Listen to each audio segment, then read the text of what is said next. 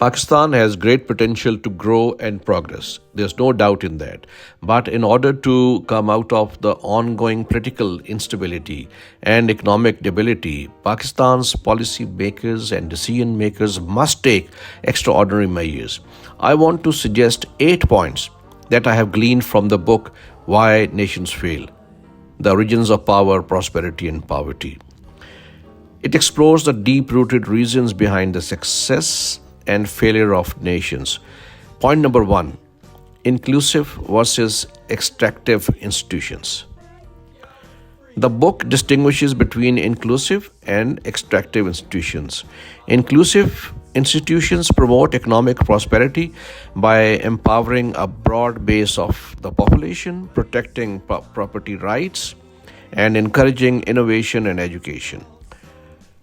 Extractive institutions, on the other hand, are designed to extract wealth and resources from the many by the few, stifling economic growth and leading to poverty.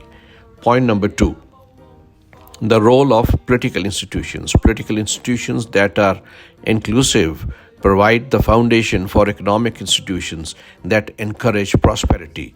They ensure law and order, centralize and control violence, uphold property rights, and create a level playing field that enables people to pursue their economic interests.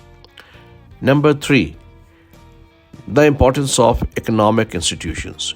Inclusive economic institutions foster technological innovation, investment, and economic growth by ensuring that a broad base of the population has access to economic opportunities and resources. Point number four: the virtuous and vicious cycles. Nations with inclusive institutions tend to enter a virtuous cycle where the political and economic inclusiveness reinforce each other, leading to sustained prosperity.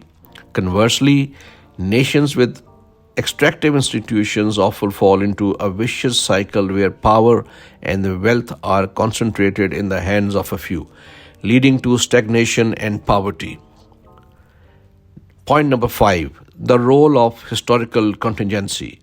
The development of institutions is often the result of historical contingency, meaning that small events and choices can have large effects on the direction that societies take. The outcomes are not predetermined but are influenced by critical junctures in history. Point number six: the centralization of power. A key prerequisite for the development of inclusive institutions is the centralization of power.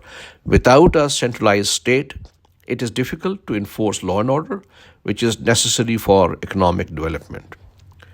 Point number seven: resistance to change. Extractive institutions persist because those who benefit from them resist changes that would undermine their power and wealth. This resistance is a major barrier to the development of inclusive institutions. And point number eight, which is very important: no role for geography, culture, or ignorance. The authors of this book argue against theories that attribute economic success or failure to geography, culture, or the ignorance of the leaders about what policies would make their countries prosperous. Instead, they assert that the root causes lie in the institutions. So, these 8 points present a compelling argument that the fate of nations is not predetermined but is shaped by the institutions that govern economic and political life. This perspective offers insights into the challenges and opportunities facing countries like us as they strive for prosperity and development.